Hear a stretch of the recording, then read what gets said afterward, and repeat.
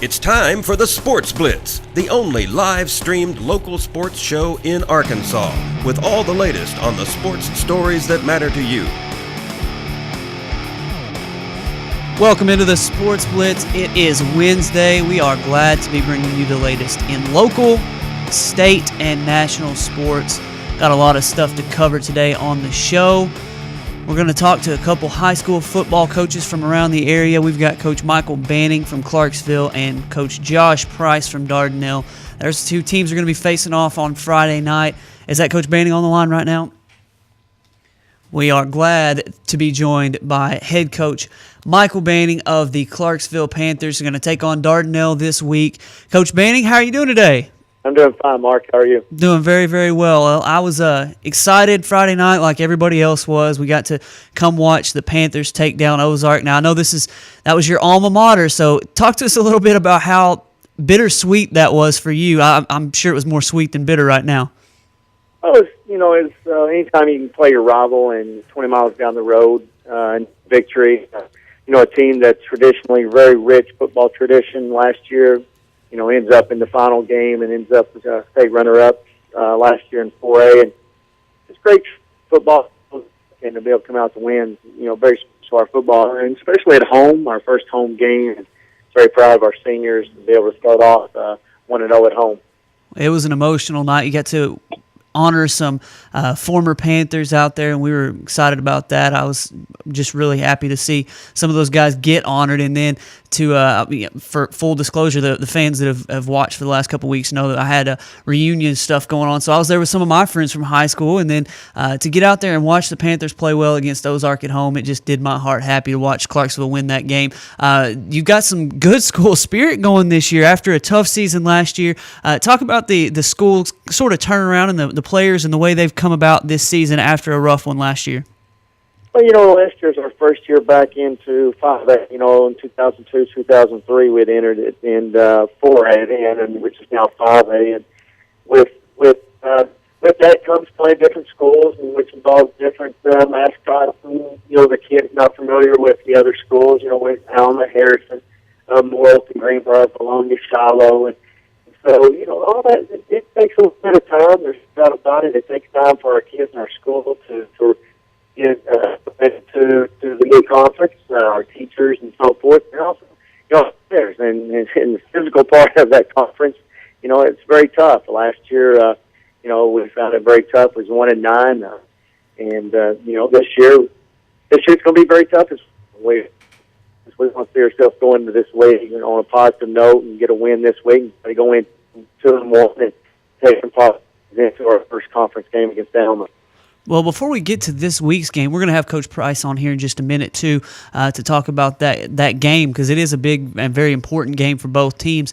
Talk about your goals. You talked about moving into the 5A last year, and I'm sure that you understood this to be a process. What were your goals coming into 5A, and what do you hope to accomplish this season?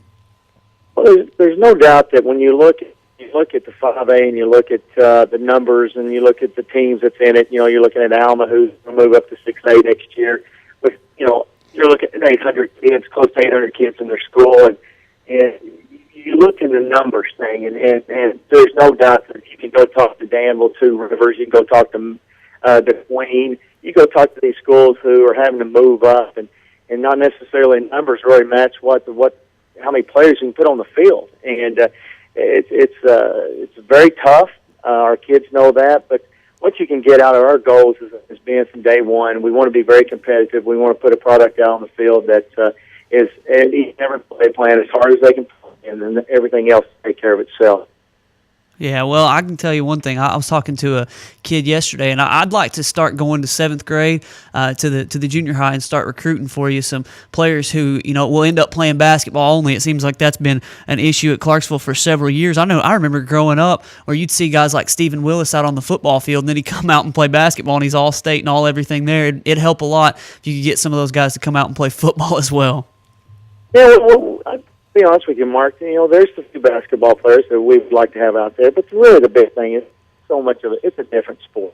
When you start talking about basketball mentality and football mentality, it's just a different. One involves pads, and the other one involves about separating quickness and getting out. And there's no doubt we could use a few of those guys, but the biggest thing that we have in our school is that we just got numbers-wise, we've got to get kids out. And multicultural, we got Hispanics at our school now, and we want to make sure we try to get those guys out that fully don't understand what football is. You know, they're soccer mentality, and we want to get those kids out. And that starts in 4th, 5th, 6th grade in our Pee Wee programs, and make sure in 7th grade that we get those guys out and start acclimating those guys to football. And we have, and we've got a good number. We've got 54 kids out for football right now, and if you look around the state, I went 18 play there, and they had 53 kids out, at a pretty predominant type of school. We like our numbers. Sure, we'd like to have more, but the biggest thing is we want to put a product. We're talking about school spirit. This group that we have right now, our seniors, there's only 11 of them. They've been very successful throughout their 7th grade. They were undefeated, and you get into 9th grade and come in runner-up in district there.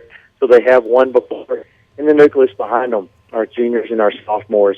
It's just a really good mix. We got a good mix in our school right now with school spirit and athletics, and so we want to take that each and every week and make sure we put a product out there that they can cheer for. Well, I'm looking forward to watching this week's game. I'm going to try to make it our featured game of the week. Is going to be Atkins hosting Two Rivers. For those of you that are wondering, Ryan Smith's going to be there.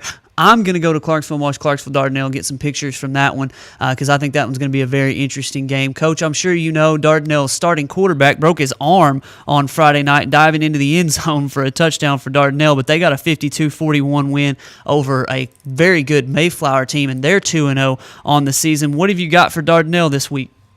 Well, you look at Dardanelle, and there's no doubt the young man hurt his arm there at the end of the third quarter, but what you don't miss is that you come in, you see a young man come in at quarterback and lead his team to 3 touchdowns, and it comes from behind basically victory, and he gets in the end zone 3 times, and they now scoring a lot of points, and they have trouble points on air. I mean, it's in practice we're offensively we're struggling a little bit right now trying to score points, and they can put them up half 100 in 2 games, and so you're looking at 100 points they've scored.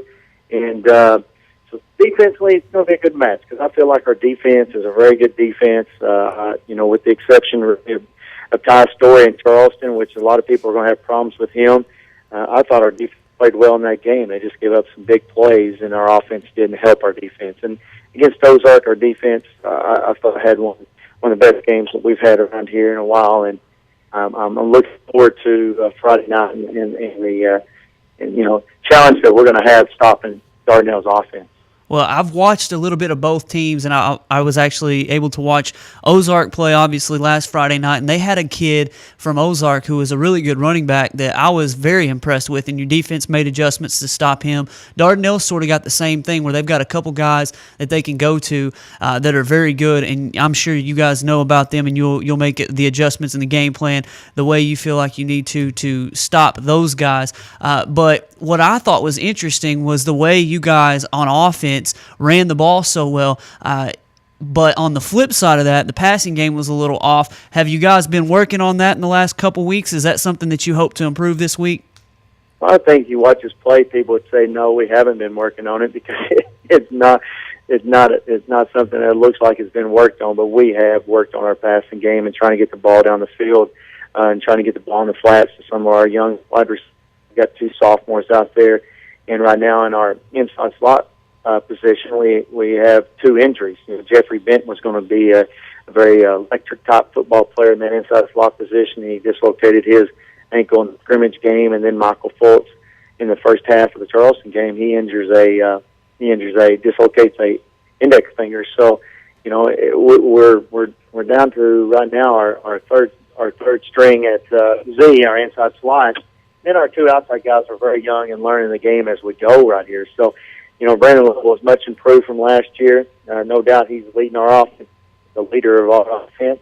And it's just a combination of a lot of things that's involved in our passing game. We do want to run the football, and that's the first thing we're going to try to establish, and then we'll go from there. Well, Coach, we appreciate your time. I want to get you out of here on this question. Do you think the Hogs got a chance to win against Rutgers on Saturday? Well, we've got a better quarterback play. There's no doubt about it. I don't know what the status of Allen is, but when you look at an SEC football team and you think that the backup comes in and has an inability to throw the football, and everybody loads the box. If we can't throw the football in college football, your running game is going to suffer, and then ultimately what's going to happen is your whole team's going to suffer. So I would say, from a coaching standpoint, looking at it, the quarterback's going to have to be able to throw the ball a little bit to get all the numbers out of the box. Oh, I totally agree. We're going to look at that game in greater detail here in just a little bit. Coach Banning, thank you for your time. We appreciate you joining us today. Hey, thanks, Mark. Appreciate it. That's Coach Michael Banning, Clarksville head football coach.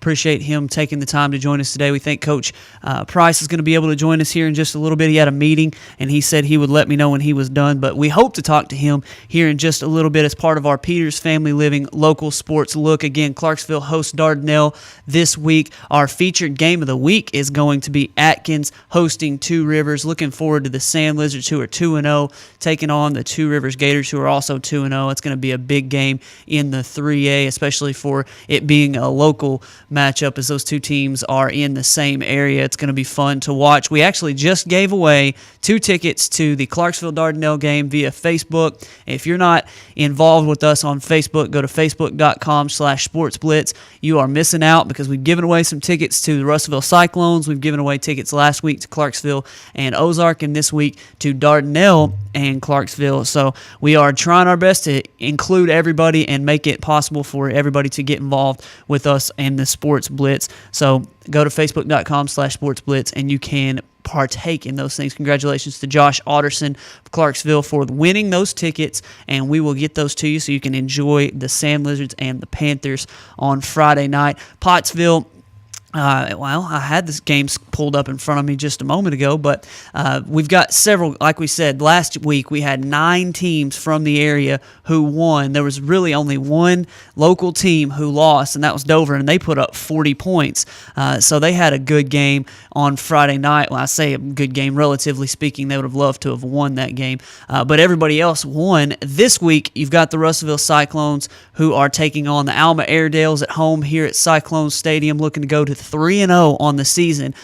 2 years ago, if you were to tell me Russellville was going to be 3-0, I would have been like, well, I have to believe it to see it. Or I have to see it to believe it. Exactly opposite of what I said there, Maddie. I'll have to see it to believe it because it was rough on them a couple years ago, but they've turned it around. Coach Jeff Holt, we talked to him on Monday. He has done a great job. The skill position guys have come a long way. The defense has come a long, long way, and we look forward to the Cyclones hopefully moving to 3-0 on the week with a big win over Alma. The Pottsville Apaches will travel to Clinton to take on the Yellow Jackets. That one was a fun one last year. Pottsville put up a ton of points in that matchup.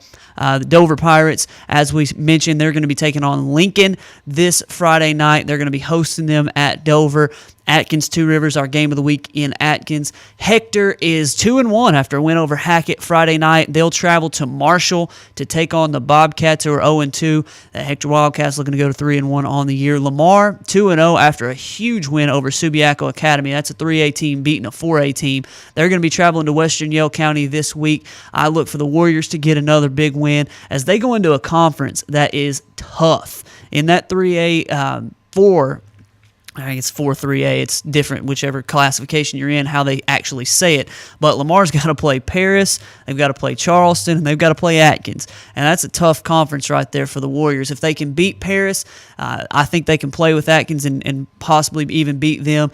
Charleston's going to be another story. But last year, Atkins beat Charleston, if I'm not mistaken. If it was not last year, it was the year before. But Charleston was a team that everybody thought was unbeatable, and Atkins got them. So I think that Lamar, Charleston, Atkins, and Paris are going to have a tough time there with one another in the 4 AAA. And then finally in the 4 AAA, Danville beat Mineral Springs last week. They're going to be hosting Bigelow this Friday night, so they're hoping to get back on the right track. They got a win Friday night, but they're hoping to get on a winning streak here to start the season before they go into the meat of their schedule as well. So big games on Friday night. We want you to keep up with us.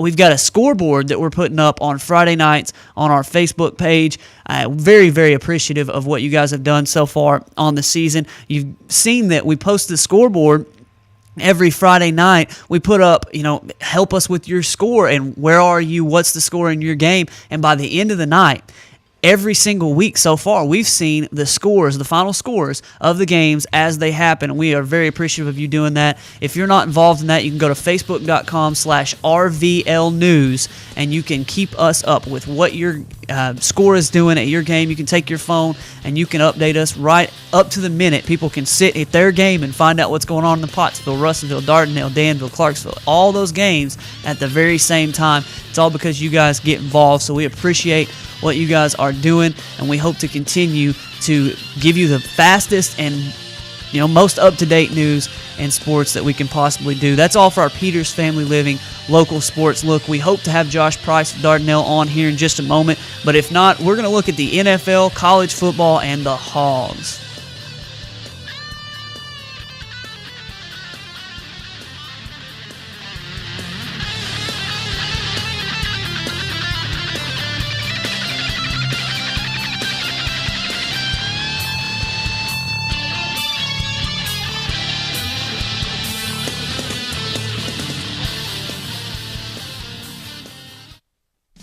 Over 69 years of treating you like family, Peters Family Living's main goal is customer service. That is their promise to their customers. They offer in-house financing on furniture and appliances and a 30-day money-back guarantee. For a friendly, no-pressure atmosphere, visit Peters Family Living today at 201 North Arkansas Avenue, Russellville. Online at petersfamilyliving.com or call 479-968-2929. Today, there are more than 20 brands of cars being sold in America. So to be noticed, Ford and Cogswell Motors have to go further than anyone thought we could. How does Ford stand out above the crowd? Not just with plug-in vehicles like the new 2013 Ford Fusion Energy that gets a projected 100 miles per gallon equivalent, but also with a line of gas vehicles equipped with the innovative EcoBoost engines combining power and efficiency, plus a full measure of technologically advanced features. We invite you to stop into Cogswell Motors today. We go further than anyone thought we could, so that you can go further too. RiverValleyLeader.com is the #1 local source for instant news in the River Valley, offering HD video and live streaming along with top-notch coverage of all the news and events around the area. The River Valley Leader is the only place to go for all the information you need. Check out the newest local business featured on the site, as well as police news and coverage from important meetings, along with the personal stories, all at one convenient click. Check out RiverValleyLeader.com. Hi folks, Richard Roberts with Cogswell Motors in Russellville. You know, we've been in business since 1949. A dealership doesn't stay in business that long under the same ownership unless you're doing something right, and that's taking care of customers. We have the largest selection of new Ford, Lincoln, Mazda, and pre-owned vehicles in the River Valley. So if you want the most for your trade, the best interest rate on financing, and the best price on a new or pre-owned automobile, come to Russellville and see us. We're at 1900 East Main, or visit us on the web at cogswellmotors.com. If you didn't count on KARK4 today this morning, here's what you missed. Updated news. Police continue searching for suspects after a home intrusion overnight. Developing stories. There's another piece of presidential history turning up here in Arkansas. And weather and traffic on the force. Friday night, Saturday morning will bring us our next chance of rain. Every 10 minutes. Around the clock. Making your day easier. So rise and shine and count on. Count on. Count on. KRK4 today.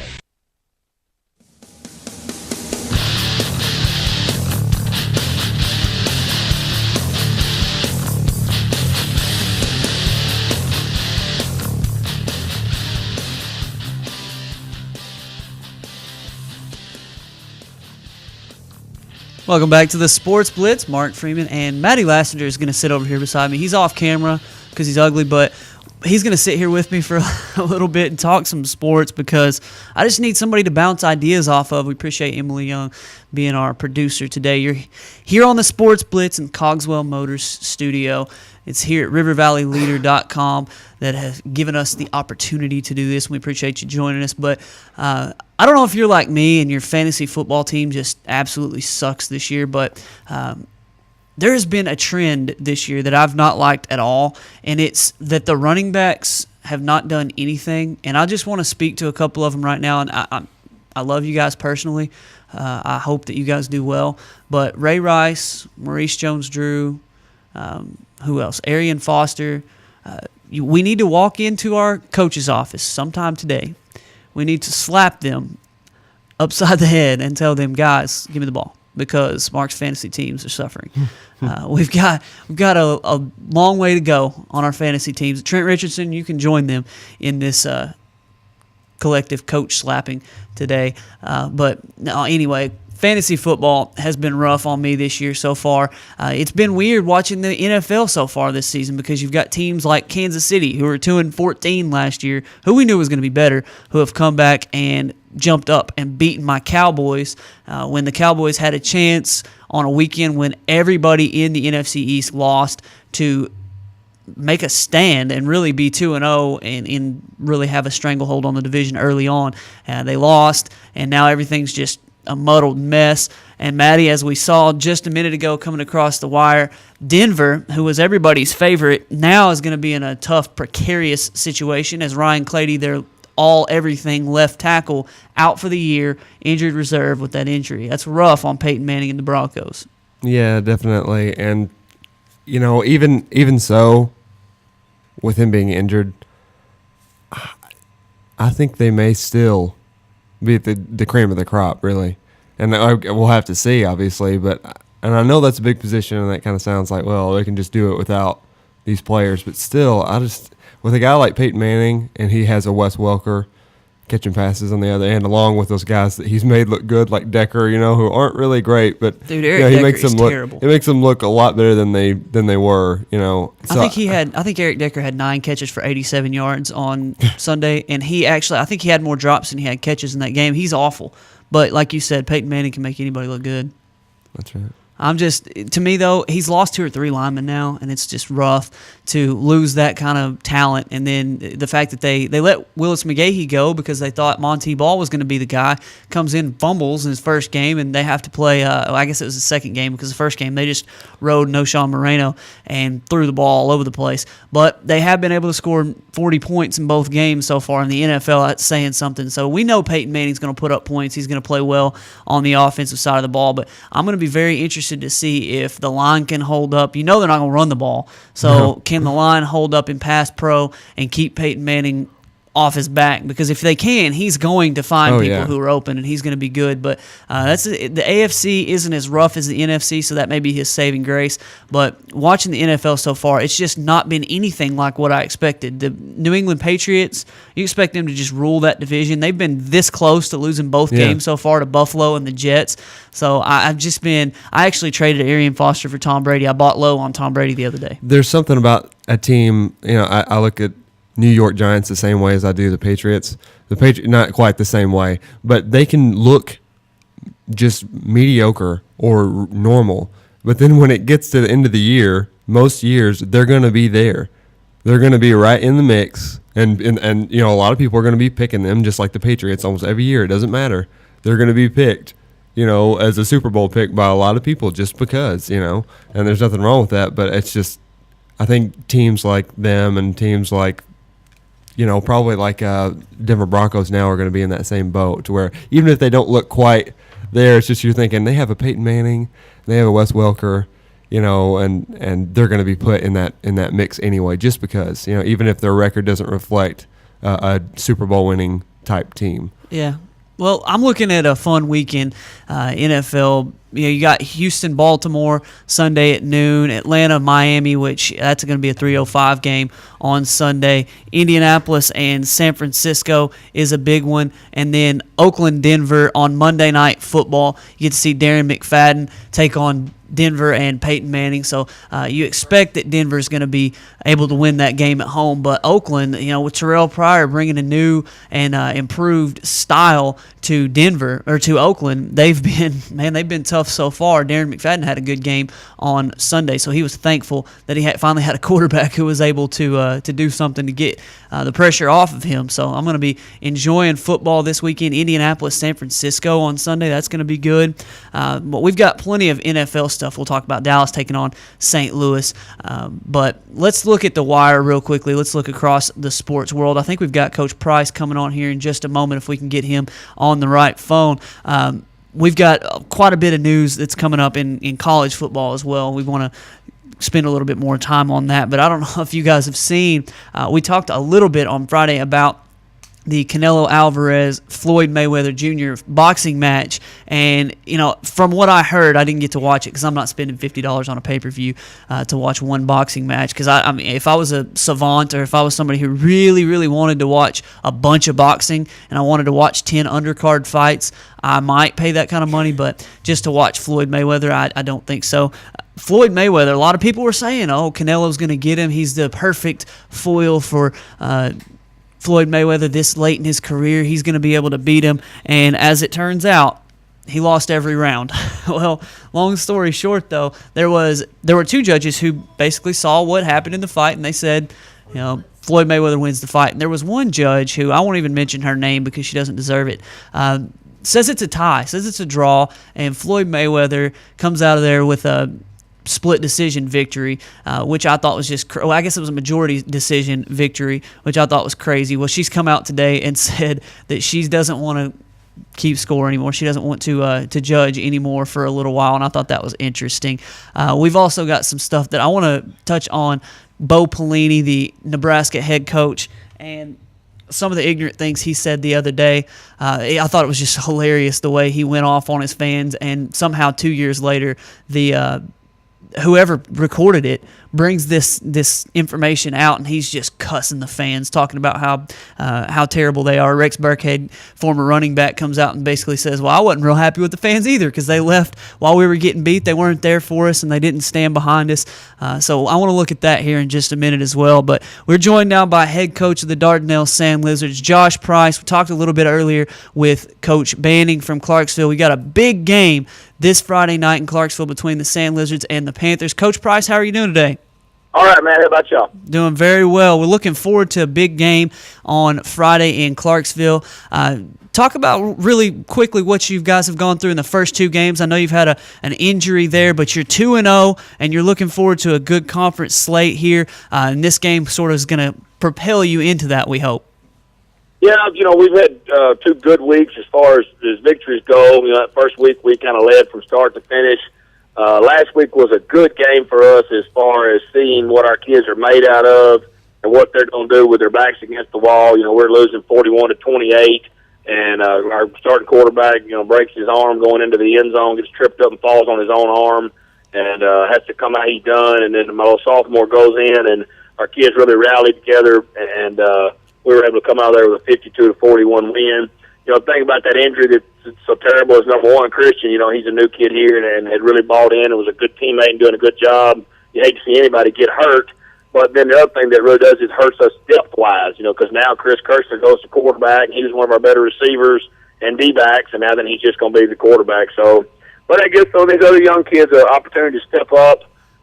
With Christian, when he went out at the fourth quarter the other night, we had seven sophomores and 3 juniors on offense. So we had a young group out there, so it's good to see those young kids competing and doing well. Wow. So your quarterback, I've heard, differing reports on how long he's going to be out. Do you have any information as far as how long he's going to be out? I have no idea.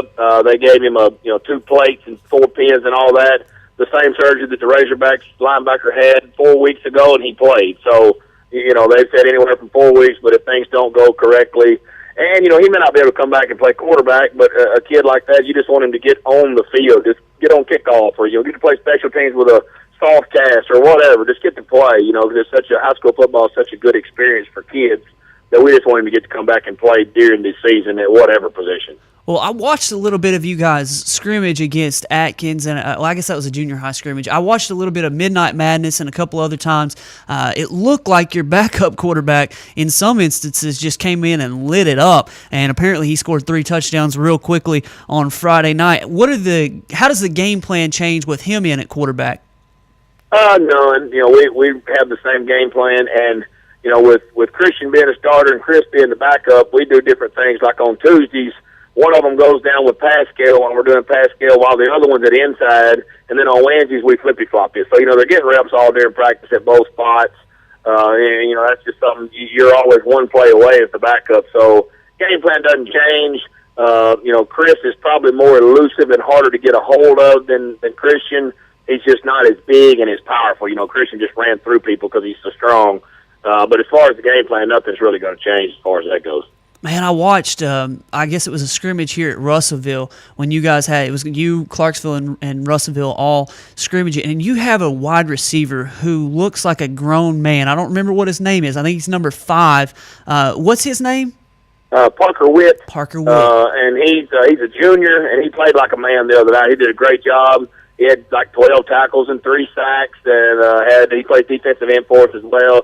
And then we had to use him on offense. Obviously, when we were behind, he had 3 catches for 99 yards, and we're down by 3. We closed the gap, and we throw him just a little hit route, and he makes the guy miss and goes to score from 60. So that was the turning point in the game there. And I was glad he's really matured mentally, not only physically but mentally, to really buy in and do what we're asking him to do. And he had a good game the other night. Well, watching you guys the last couple of years, it's been really fun to watch the process of maturation as you guys have come along. Because I remember the looks on your face a couple of years ago where you were just like, we know we're in the right positions, we just have not made the plays, and it's good to watch you guys come around.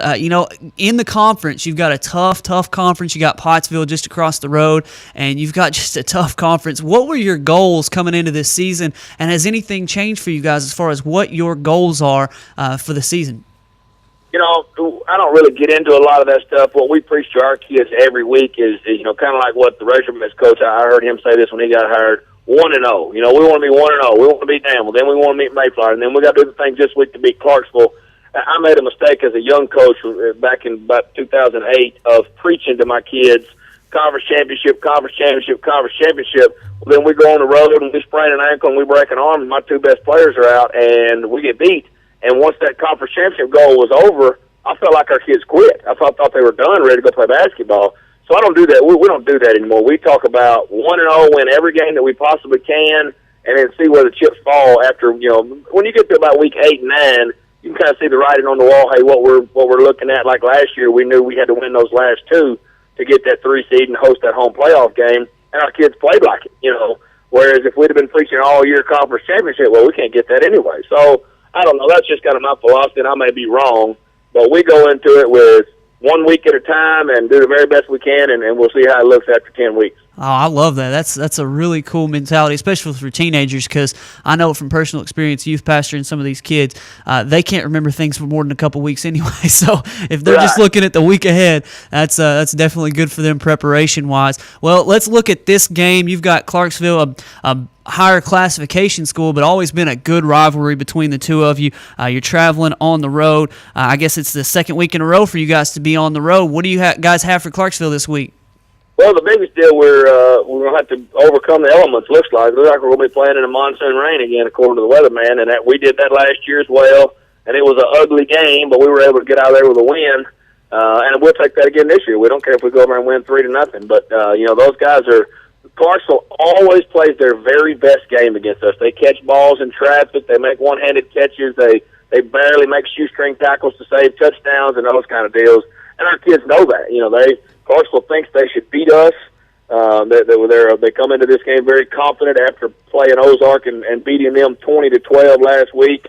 And it'll be a big challenge for our kids to go over there and get a win against a senior-laden team that's playing with a lot of confidence. And man, it'll look like junior high versus high school if you're just looking at the eyeball test, because they are huge. Boy, they got some big kids. Watching them last week and watching them over the course of the summer, and then watching you guys have some skill position advantages that, from what I've seen, and some of the injuries have taken their guys out. So I'm looking forward to a good game. It's not a David versus Goliath. I know Coach Price is trying to tell you it is, but it's going to be a good game on Friday night. I'm looking forward to it. Coach, one last question before we get you out of here. I know you're a Razorback expert. You think the Hogs can win against Rutgers this week? Well, I don't know. I don't know what their chances are up there. Rutgers is kind of an unknown as far as going into that place. I don't know how hostile of an environment that is. And then with us not having our quarterback, them not having theirs, so it's a lot of intangibles in that game. I'd hate to make a prediction because I really don't know who's playing and those kind of deals. Yeah, well, we'll see if Gary Nova plays for Rutgers. We'll see if Brandon Allen, who I'm reading right here on Twitter, is going to be a game-time decision for the Hogs. Looks like he might be able to make it. Play. Yeah, oh, definitely. If he can play, it means that Arkansas has the forward pass in play. So, all right, Coach Price, thank you for your time today. We'll hope to talk to you again soon. You bet, man. Thank y'all. That's Coach Josh Price, the Dardanelle head coach. Dardanelle Sand Lizards football looking for a big win this week against my alma mater in Clarksville. I'm going to Clarksville to watch the Panthers and the Sand Lizards.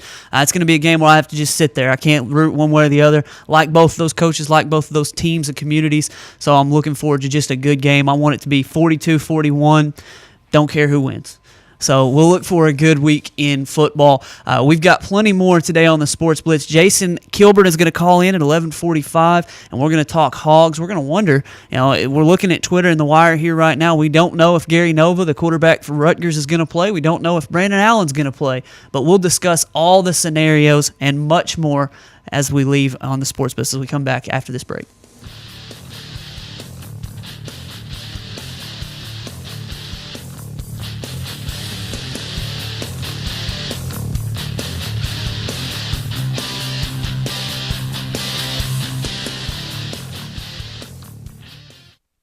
Over 69 years of treating you like family, Peters Family Living's main goal is customer service. That is their promise to their customers. They offer in-house financing on furniture and appliances and a 30-day money-back guarantee. For a friendly, no-pressure atmosphere, visit Peters Family Living today at 201 North Arkansas Avenue, Russellville. Online at petersfamilyliving.com or call 479-968-2929. Today, there are more than 20 brands of cars being sold in America. So to be noticed, Ford and Cogswell Motors have to go further than anyone thought we could. How does Ford stand out above the crowd? Not just with plug-in vehicles like the new 2013 Ford Fusion Energy that gets a projected 100 miles per gallon equivalent, but also with a line of gas vehicles equipped with the innovative EcoBoost engines combining power and efficiency, plus a full measure of technologically advanced features. We invite you to stop into Cogswell Motors today. We go further than anyone thought we could, so that you can go further too. RiverValleyLeader.com is the #1 local source for instant news in the River Valley, offering HD video and live streaming along with top-notch coverage of all the news and events around the area. The River Valley Leader is the only place to go for all the information you need. Check out the newest local business featured on the site, as well as police news and coverage from important meetings, along with the personal stories, all at one convenient click. Check out RiverValleyLeader.com.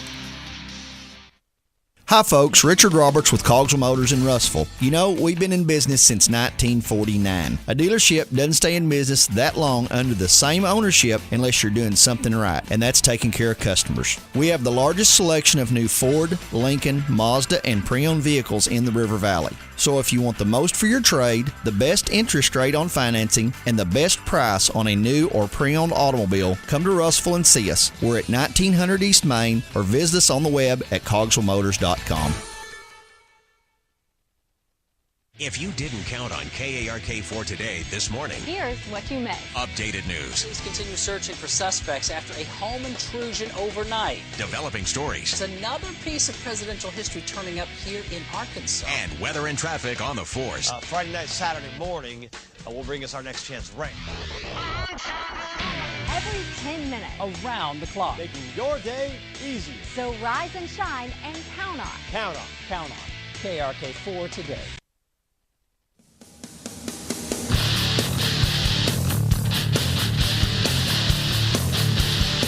I want to look at a couple of college football topics as we come back here on the Sports Blitz. Mark Freeman, Maddie Lassiter, Emily Young here in the Cogswell Motors studio.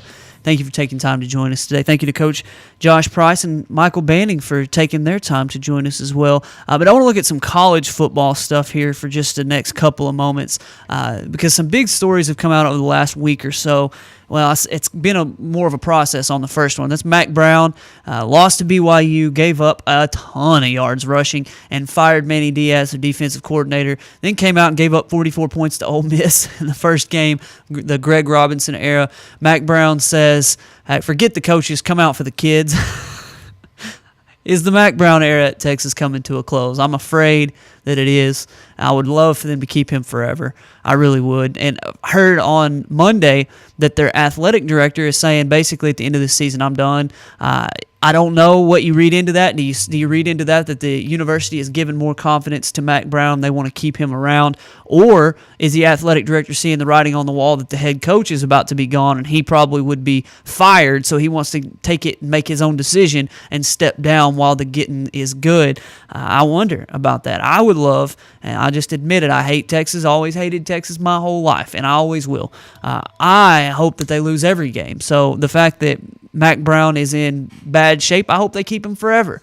But I think the writing's on the wall for him. It's on the wall for Lane Kiffin. It's on the wall for Bo Pelini. Did you see what Bo Pelini finally, after all this hatred and vitriol has come out about Bo Pelini, he's got a tape of him basically F-bombing the fans, calling them every name in the book, telling them what for. And Bo Pelini now, even hotter seat, as he's told Tommy Frazier, former two-time national championship winner there at Nebraska, basically he gave him the what for as well. So Bo Pelini, buddy, I'm sorry, but you're as winning as good as he's been as far as winning percentage and winning games.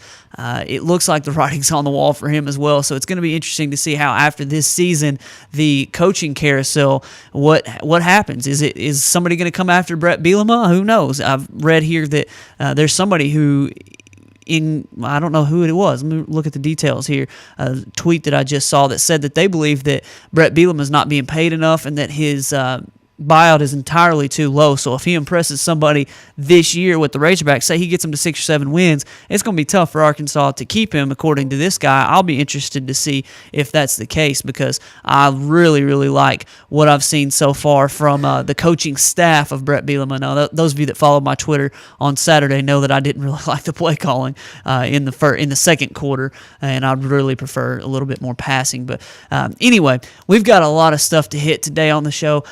Who we got on the line? Is this Jason? Old school baller. Old school baller. Well, I'm sorry to say, but you're a little bit off on that Oregon-Tennessee game. Absolutely. I got humbled. I thought they would show up better than that. What's going on? Mark, you mentioned Ole Miss a while ago.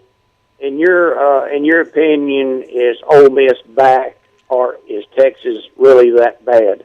I think there's a mixture of the two. I don't think Ole Miss is great, because as well as they've recruited on defense, they're still not quite there. Their offense is sort of gimmicky, but it's very good, and it's going to be hard to stop, especially for Arkansas this year.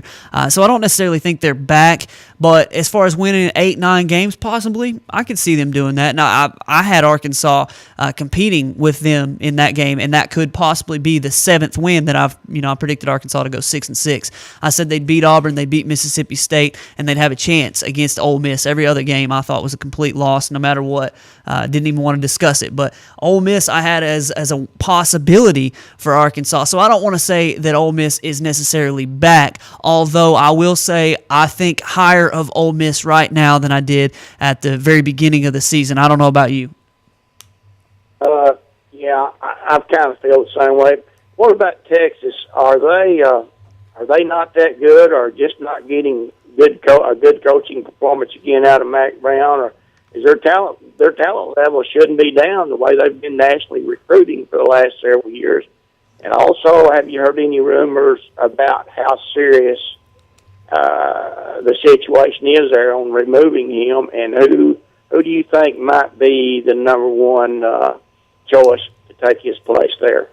You know what? I haven't heard of any names listed. I've heard a lot of people talking about Nick Saban, and then I've heard some national writers say there is absolutely no way that Nick Saban and Kevin Sumlin, who are the two big names that have come out, would go to Texas A&M, or to Texas from A&M and Alabama. And there's no way that a guy like Bobby Petrino, who a lot of people in Arkansas still have respect for, but nobody else in the country likes at all, would end up being there. So really for Texas, I've got no clue who they go after.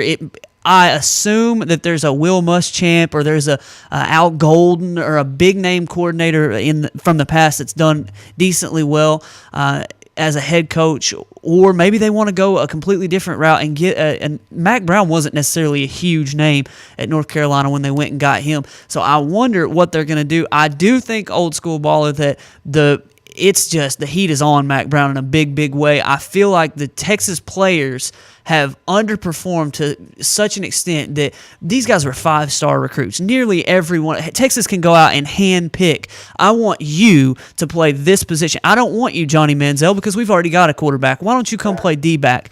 I don't want you, Cam Newton. I want you. They have done such a terrible job of developing players at every position that I feel like the coaches definitely deserve a lot of the blame for that. But the players, to me, old school baller, have sort of bought into the fact that our coaches aren't very good and they're not developing us. And maybe they've gotten in the back of their mind that, this game plan may not be the best one. And when you get in that mode, it's a loser's mentality, and it's very, very hard to overcome that. I've been there before where I've questioned the coaching that I was getting. I've questioned the game plan to the point to where I didn't know if the coach was putting me in the best position to win, and then it made it very hard to win. Look at BYU a couple weeks ago. Texas gave up 500 yards rushing. Something on that, those defensive players were better than BYU's players. They were better. They've got to be better. They recruit 10 times better than BYU, but somewhere along the lines, they didn't trust the game plan, and they just got busted wide open. So to me, old school baller, I think the players have sort of, I don't want to say they've quit, because I'm sure they'll come back and play well at some point in this year, but I feel like they don't trust their coaches. Well, apparently Muschamp was well thought of when he left left Texas for Florida. And he, I don't, since he's not done, really good on the national level there, although he's been very successful. I don't know whether he's the number one choice right now or not. But he can coach defense. There's no doubt about it. If he can just get his offense going down there, he'll be okay. And another thing, you mentioned rivalries a while ago, high school rivalries. I can't understand, and maybe you can tell me why Pottsville don't play Adkins. That'd be a huge gate. And as far as I know, one or the other doesn't want to play. I don't know who it is. I've just heard that. But I'd really like to see Adkins and Pottsville start a rivalry. Man, that would be huge. A gate would be tremendous. But anyway, and also, Mark, I'm going to stick my neck out here, and I'm going to say the state's perception of Bielema will change after the Rutgers game. They can definitely shut our rushing down, and we cannot pass. So I see a bleak day for the Razorback fans this weekend. Listen, buddy, I'm going to get off here. Appreciate your show, and have a good day. Thank you, guy. We'll take it easy, and we'll talk to you again soon. That's old school baller. We like to hear from him, especially when he comes on to eat crow. That was he like you said, he stuck his neck out last week, and that Oregon-Tennessee game wasn't good for him. Hey, I do think that Arkansas is in for a different level of competition Saturday against Rutgers. I'll talk more about that here in a minute. As far as the Pottsville-Atkins thing, I feel like, I don't know. I'd have to ask if one school doesn't want to play the other. I could see where it would benefit Atkins, and I don't know where it would benefit Pottsville at all, because Pottsville, going into the 4A now, they're on the way up. They're going to end up probably in 5A as more people from Russellville sort of go to the Pottsville school system. Is apparently really, really good as far as education goes. They won a state championship in basketball. They've been in the state semifinals in football. Michael Perry and that crew, that age, have really come up and helped Pottsville athletics blossom, but the school itself has done very well. So I feel like they're going in a different trajectory. But Atkins, man, a traditional power. Tommy Cody's got the football program rolling again. The basketball team's been down for a little bit, but they want to bounce back. I do think you're right as far as that being a big rivalry in football. I think in basketball, I don't see any problem with them playing one another, but in football, it seems like it might help Atkins if they were able to beat Pottsville, and it wouldn't help Pottsville in any way to play that game. So if I were Pottsville, I'm not saying I wouldn't play the game, but I could understand why they wouldn't play that game. I'd love to see it. Like you said, the gate would be incredible. Both communities would come out in force. You've got wonderful fans from both of those teams, both those schools, and both of those communities. So I'll ask about that and find out what I can about why Atkins and Pottsville don't play one another. I know Pottsville has scheduled Fountain Lake and Heber Springs for the last 2 years in home-and-home series with both of those teams, but maybe they can work Atkins into the schedule for the next cycle there, because I think that'd be a fun game. We'll find out about that. We got Jason on the line, but we got to hit a break real quickly. When we come back, we're going to look at the Hogs and Rutgers and get you some greater detail than we've given you so far this week.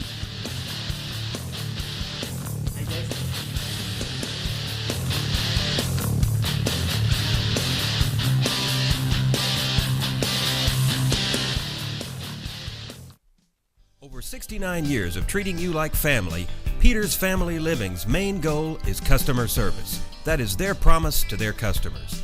They offer in-house financing on furniture and appliances and a 30-day money-back guarantee. For a friendly, no-pressure atmosphere, visit Peters Family Living today at 201 North Arkansas Avenue, Russellville. Online at petersfamilyliving.com or call 479-968-2929. Today, there are more than 20 brands of cars being sold in America. So to be noticed, Ford and Cogswell Motors have to go further than anyone thought we could. How does Ford stand out above the crowd? Not just with plug-in vehicles like the new 2013 Ford Fusion Energy that gets a projected 100 miles per gallon equivalent, but also with a line of gas vehicles equipped with the innovative EcoBoost engines combining power and efficiency, plus a full measure of technologically advanced features. We invite you to stop into Cogswell Motors today. We go further than anyone thought we could, so that you can go further too. RiverValleyLeader.com is the #1 local source for instant news in the River Valley, offering HD video and live streaming along with top-notch coverage of all the news and events around the area. The River Valley Leader is the only place to go for all the information you need. Check out the newest local business featured on the site, as well as police news and coverage from important meetings, along with the personal stories, all at one convenient click. Check out RiverValleyLeader.com. Hi folks, Richard Roberts with Cogswell Motors in Russellville. You know, we've been in business since 1949. A dealership doesn't stay in business that long under the same ownership unless you're doing something right, and that's taking care of customers. We have the largest selection of new Ford, Lincoln, Mazda, and pre-owned vehicles in the River Valley. So if you want the most for your trade, the best interest rate on financing, and the best price on a new or pre-owned automobile, come to Russellville and see us. We're at 1900 East Main, or visit us on the web at cogswellmotors.com. If you didn't count on KARK4 today this morning, Here's what you missed. updated news, Police continue searching for suspects after a home intrusion overnight. developing stories, There's another piece of presidential history turning up here in Arkansas. and weather and traffic on the force. Friday night, Saturday morning will bring us our next chance rain. Every 10 minutes. Around the clock. Making your day easier. So rise and shine and count on. Count on. Count on KRK4 today.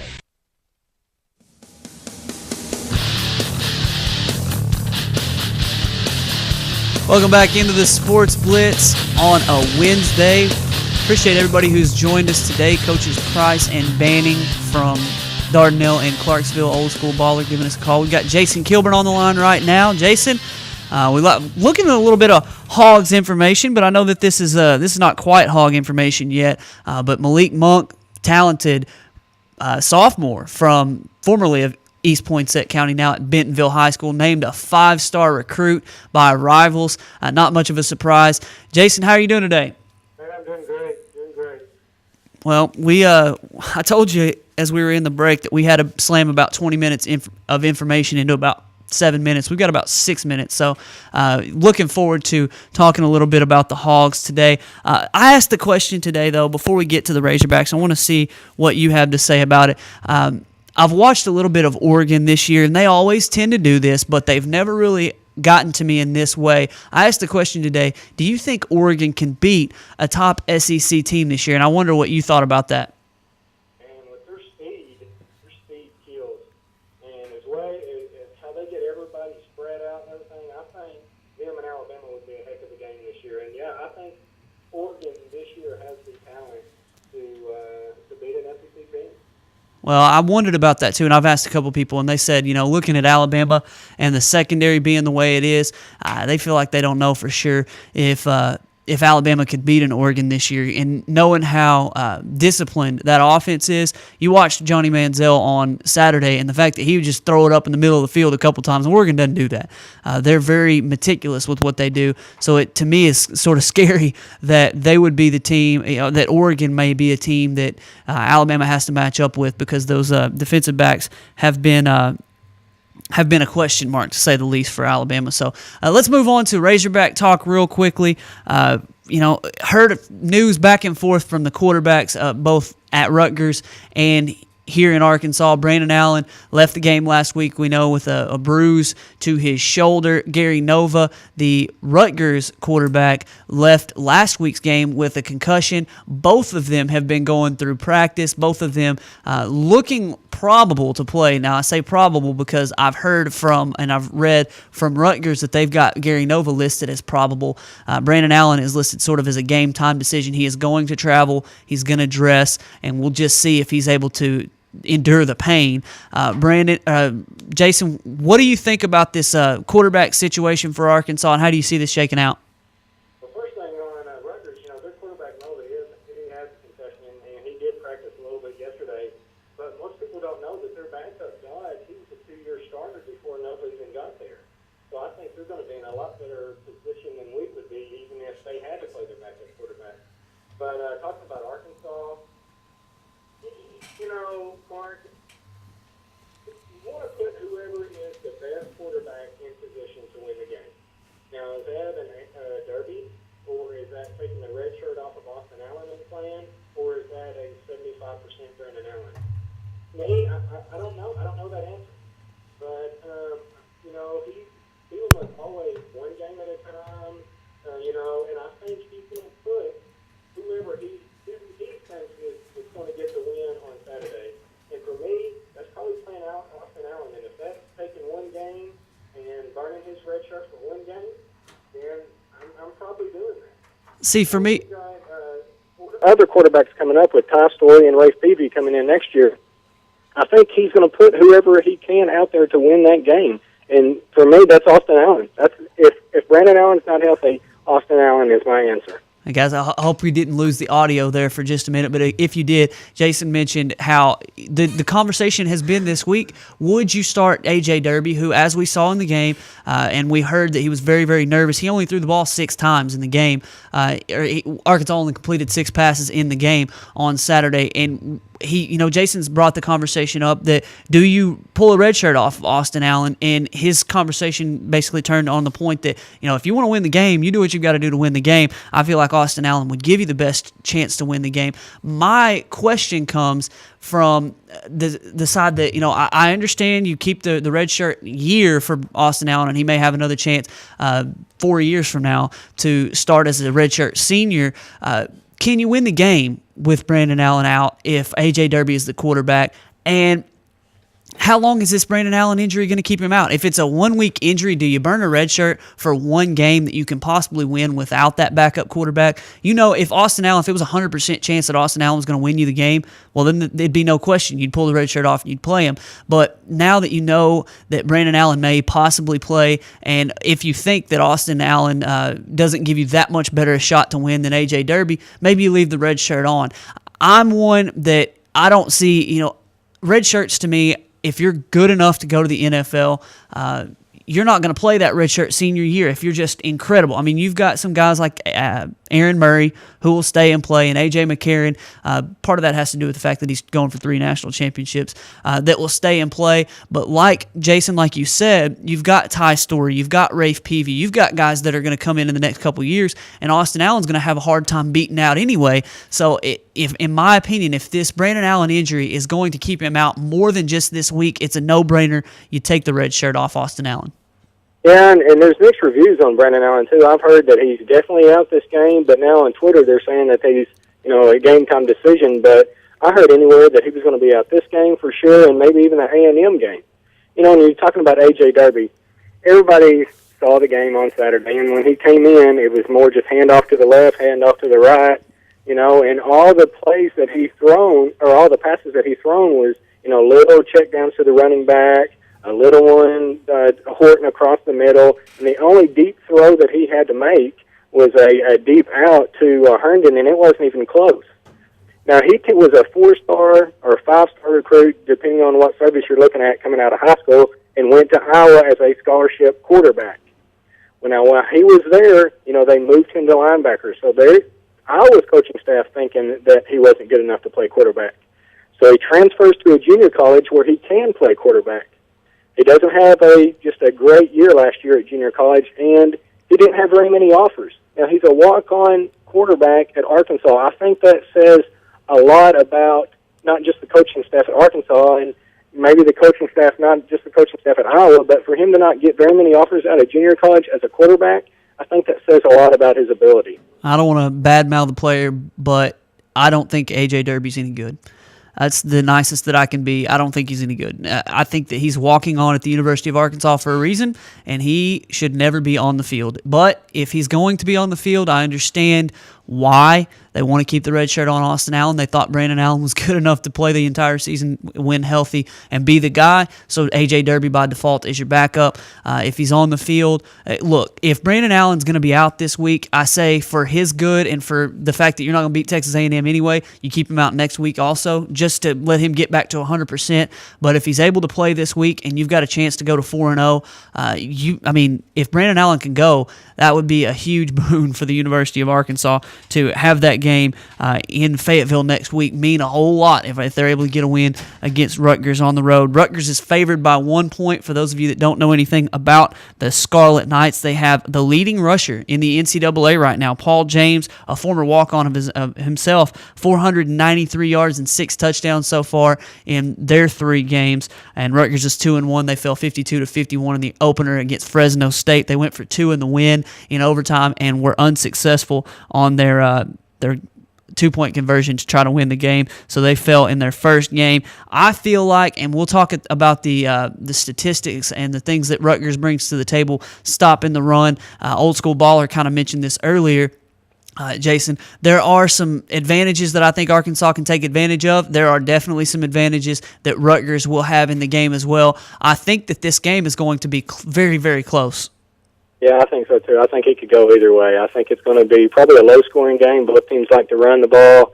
The clock's going to continue to run, and with it being at Rutgers, and that stadium is 52,000, and it's a bowl stadium, so it's going to be loud, and it should be a very entertaining game. Well, Jason, I'll look forward. Hopefully, you're able to call in on Friday and give us some more prediction-type stuff. I don't want to steal too much from your Saturday morning prediction, but looking forward to breaking down the game in a little greater detail on Friday. Sounds good, man. I appreciate you having me on. That's Jason Kilburn. He does a good job helping us. Thank you again for calling in. We'll talk to him again on Friday. We'll talk to you again on Friday as we break down the Razorbacks and Rutgers in greater detail. We look at the other games of the college football slate. We'll preview the NFL, Arkansas Tech even. They travel to Southern Nazarene in Bethany, Oklahoma for a 6 o'clock kickoff on Saturday. We'll talk about plenty of more football on Friday. Thank you for joining us today. Sorry for the technical difficulties, but we will be back at 11 o'clock on Friday with more Sports Blitz. For Emily Young, who did a fantastic job throughout the issues as a producer, and Maddie Lassiter, Jason Kilburn, I'm Mark Freeman. We'll see you at 11 o'clock on Friday at rivervalleyleader.com.